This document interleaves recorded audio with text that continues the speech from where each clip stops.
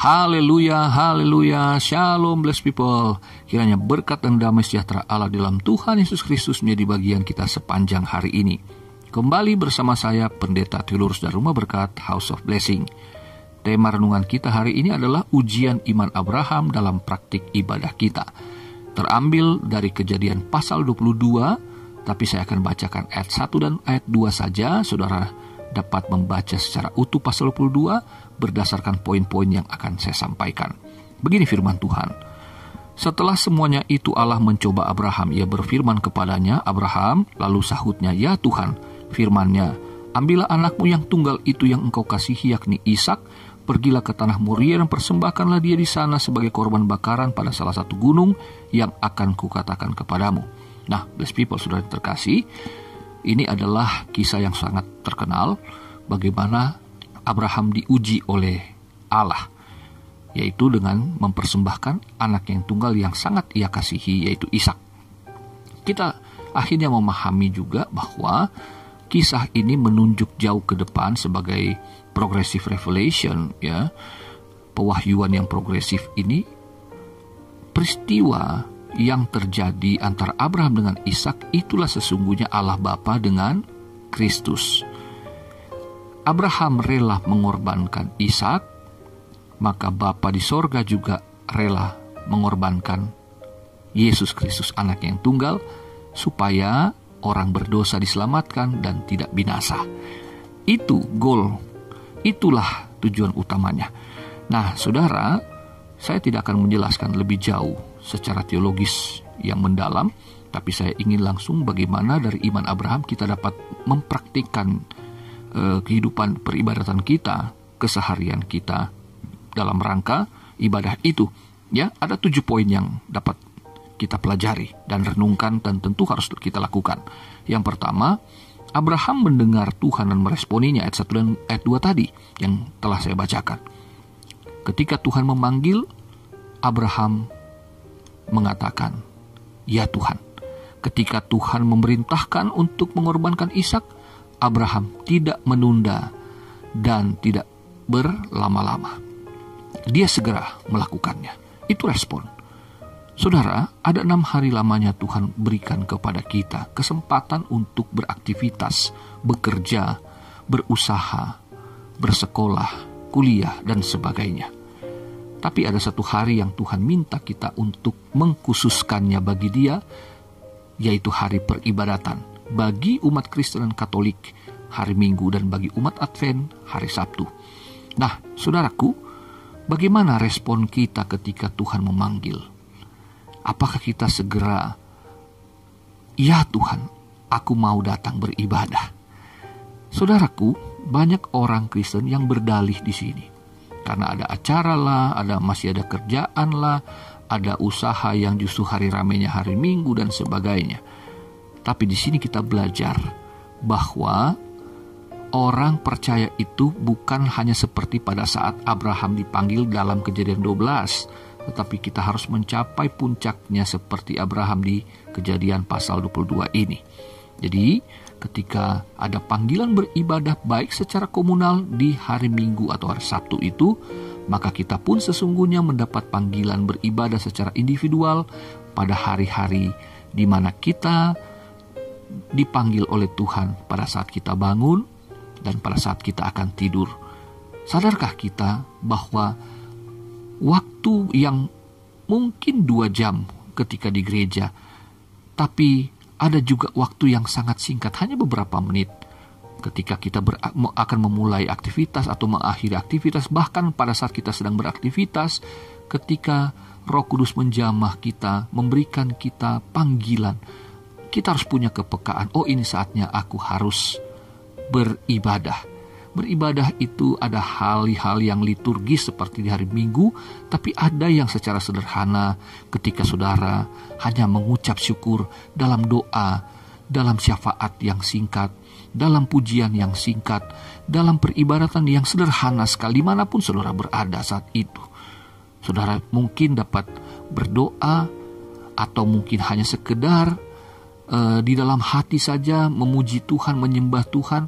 Tapi pada saat Tuhan memanggil untuk bersekutu dengan Dia, segera responi sebagaimana Abraham berkata, "Ya Tuhan." Yang kedua, Abraham mempersiapkan segala sesuatunya dengan baik di ayat yang ketiga. Dia mempersiapkan bujangnya, dia mempersiapkan bahan-bahan yang akan dipakai untuk ibadah korban. Dan di situ yang terpenting adalah korban itu sendiri, yaitu Ishak. Tetapi saudaraku, sesungguhnya ketika saya melihatnya bahwa Ishak adalah korban yang terpenting yang dipersiapkan oleh orang yang terpenting bagi Allah, yaitu Abraham itu sendiri, karena Allah mencoba atau menguji Abraham, bukan? Nah, saudaraku, kita bawa kolekte, bawa persepuluhan untuk beribadah, itu penting. Kita berdandan rapi, kita berpakaian yang necis, itu juga baik. Tetapi yang menjadi target Tuhan dalam peribadatan adalah kita sendiri. Amin, saudara. Saudara, itulah yang menjadi pusat perhatian Tuhan. Jadi kita harus mempersiapkan diri kita, hati kita yang sungguh-sungguh.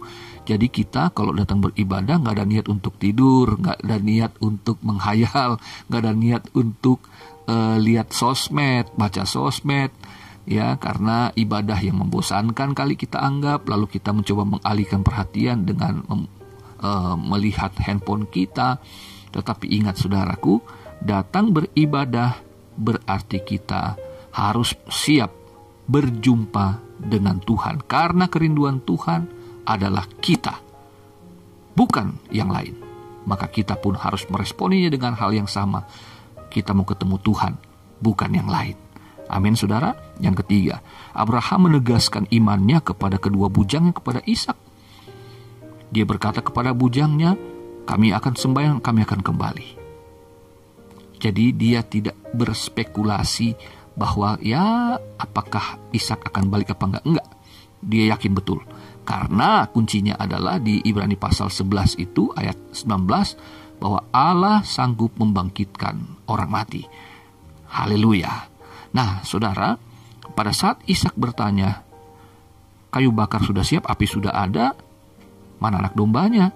Lalu Abraham menjawab, "Allah yang akan menyediakan." Nah, di sini sesungguhnya teks Ibraninya mengatakan Jehovah Jireh itu adalah Allah yang melihat. Tuhan yang melihat. Jadi, sederhananya gini, di mana korbannya, Pak? Dan Abraham menjawab, Ishak. Kita lihat apa yang akan Tuhan kerjakan. Saudaraku, disinilah ketergantungan penuh kepada Abraham kepada Tuhan, ya. Abraham kepada Tuhan maksudnya. Bagaimana dia menegaskan imannya. Soal beribadah itu adalah urusan dengan Tuhan. Jadi ketika kita datang, ya udah persiapkan diri aja. Bawa aja yang terbaik. Maka apa yang akan terjadi sana itu urusan Tuhan. Saudaraku, kita datang kepada Tuhan karena iman. Untuk berjumpa dengan Tuhan, bukan yang lain. Kita bukan untuk mengharapkan mujizat, bukan untuk mengharapkan berkat-berkat secara materi, karena itu bukan tujuan utama kita datang beribadah. Ingat, motivasi harus murni ketika datang kepada Tuhan, ketika beribadah kepada Tuhan. Ya, itu menunjukkan iman. Kita harus menegaskan iman kita kepada orang lain bahwa saya datang bukan karena sesuatu. Apalagi kalau anak muda ya cuma sekedar mau lihat cowok ganteng atau cewek cantik. Bukan itu ya. Tapi betul-betul karena saya mau ketemu Tuhan. Haleluya. Yang keempat, Abraham mengorbankan Ishak karena iman dan ketaatannya kepada Tuhan. Ya. Ayat 9 dan ayat 10. Jadi saudara, apa yang dilakukan Abraham karena iman dan ketaatannya? Dia tidak memperhitungkan bahwa nanti saya akan kehilangan, saya akan rugi.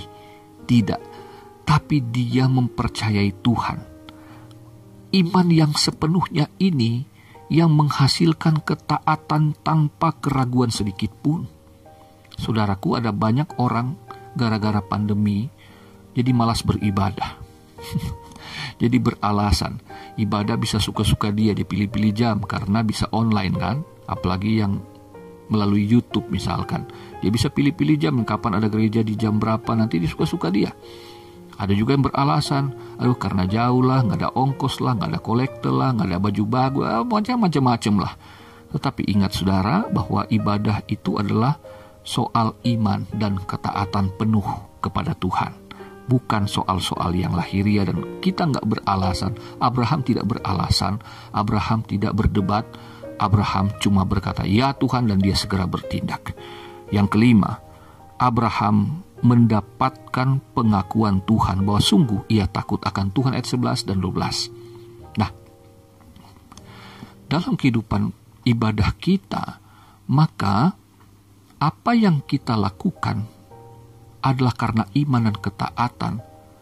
Sesungguhnya itu mendapatkan penilaian Tuhan, saudara. Jadi kita datang beribadah bukan untuk dinilai manusia. Oh, dia rajin ibadah ya. Dia selalu setor muka loh. Dia selalu ada loh. Dia rajin melayani. Dia setia. Kelihatannya, ya itu baik. Tetapi itu jangan jadikan target. Ya, ingat, karena kita tulus melayani Tuhan, yang terpenting adalah diakui oleh Tuhan, bukan oleh manusia. Kalau manusia mengakuinya ya bagus juga, tapi bukan karena niat kita untuk dipuji. Ya, jadi seperti orang Farisi melakukan segala sesuatu dalam rangka ibadat supaya dipuji-puji orang, bukan.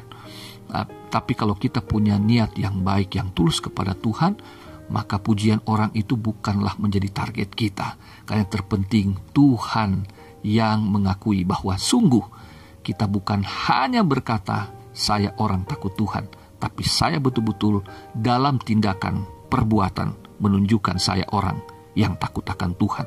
Bukan supaya orang puji-puji, "Oh, dia itu yang kalau duduk di gereja yang paling depan loh, dia yang kelihatan paling rajin melayani, yang paling banyak menyumbang, bersedekah dan sebagainya." Bukan itu targetnya.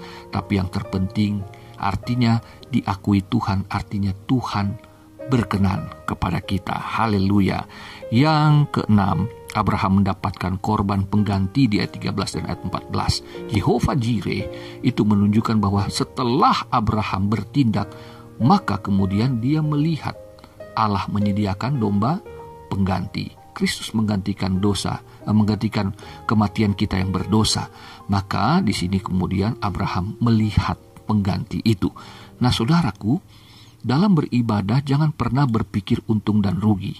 Jangan berpikir kita bertransaksi ya. Ibadah itu bukan suatu hubungan transaksional, tapi relasional dengan Tuhan. Jangan berpikir nanti kan kalau saya ibadah, kalau saya kasih persembahan banyak, tentu saya akan mendapat berkat yang banyak. Saya rajin beribadah, saya kalau perlu 1 minggu bisa beberapa kali datang ke gereja, maka tentu berkat Tuhan akan semakin banyak. Oh, itu hubungan ibadah transaksional, bukan karena relasi, bukan karena hubungan intim dengan Tuhan. Jadi saudaraku, saya melayani tanpa memikirkan keuntungan dalam pelayanan saya. Tetapi saya melihat Tuhan menyediakan segala sesuatu yang saya butuhkan tepat pada waktunya. Tapi bukan target saya melayani demi saya mendapatkan semua itu. Ya, berbeda ya. Ini sekali lagi tentang motivasi. Iman itu bukan iman yang transaksional, sekali lagi. Yang terakhir, yang ketujuh, Abraham menerima peneguhan perjanjian yang berlandaskan sumpah Tuhan sendiri di ayat 15 sampai ayat 18. Jadi di sini pertama kali kita membaca Tuhan bersumpah demi dirinya sendiri untuk Abraham. Luar biasa, belum pernah terjadi. Ya, luar biasa. Biasanya manusia yang bersumpah kepada Tuhan, tapi ini Tuhan bersumpah demi dirinya, bukan demi Abraham ya, demi dirinya, karena dia tertinggi. Jadi nggak ada lagi yang dia harus pegang sebagai patokan sumpah, dirinya sendiri sebagai patokannya. Nah, dalam ibadah sesungguhnya kita selalu mendapatkan peneguhan perjanjian. Ya, sebagaimana Abraham mendapatkan peneguhan perjanjian berkat ya di dalam ayat ini, maka kita pun yang sudah menerima Kristus dalam setiap ibadah, kita selalu mendapatkan peneguhan melalui firman Tuhan yang disampaikan. Kita mendapatkan peneguhan janji-janji Tuhan, berkat-berkat Tuhan di dalam memelihara hidup kita yang telah menerima keselamatan sehingga terpelihara sampai kita mendapatkan pemenuhan janji, yaitu untuk hidup bersama dengan Kristus di sorga. Tetapi kita juga mendapatkan jaminan janji bahwa kita terpelihara secara holistik selama kita hidup di bumi. Demikian yang dapat saya sampaikan. Tuhan Yesus memberkati. Haleluya.